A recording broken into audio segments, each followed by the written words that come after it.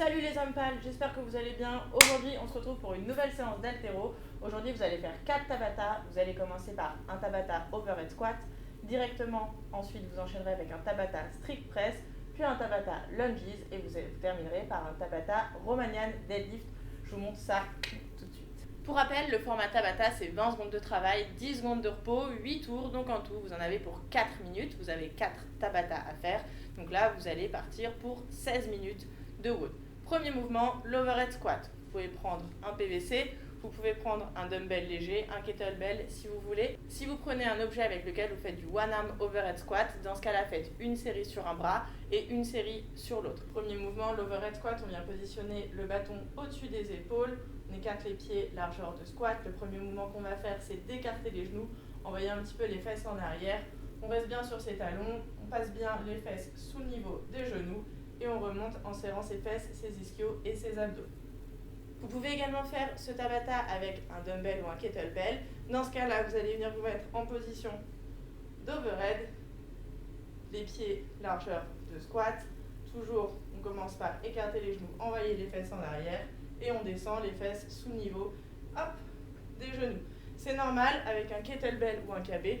Si vous avez envie de faire une petite rotation, autorisez-vous à faire cette rotation, mais par contre, gardez bien vos talons au sol. Deuxième mouvement, le strict press. On vient prendre son PVC ou sa barre en position de front rack, les coudes vers l'extérieur. On va venir pousser la barre en essayant de la garder la plus proche possible de son visage. Sur ce mouvement, essayez de garder les abdos engagés, les pieds bien incrustés dans le sol. Poussez avec vos pieds, expirez au moment de la poussée. Troisième mouvement, vous avez des lunges à faire. Vous allez vous mettre en position ici de lunges. Prenez votre kettlebell soit en position de front rack, soit en position de gobelet. Et on va venir toucher le sol et remonter sans changer de pied. On fait un tour avec le pied gauche avancé et un tour avec le pied droit avancé. Quatrième exercice, le Romanian deadlift. On le fait souvent en échauffement, donc vous le connaissez celui-ci. Vous allez prendre votre barre, les mains un peu plus larges que les cuisses, essayez de les garder très proches de vos cuisses quand même. On resserre un petit peu les pieds sous les hanches.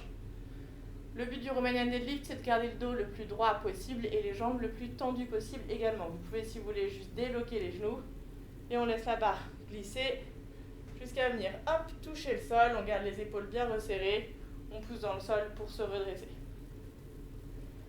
Vous pouvez également faire ce mouvement avec une kettlebell.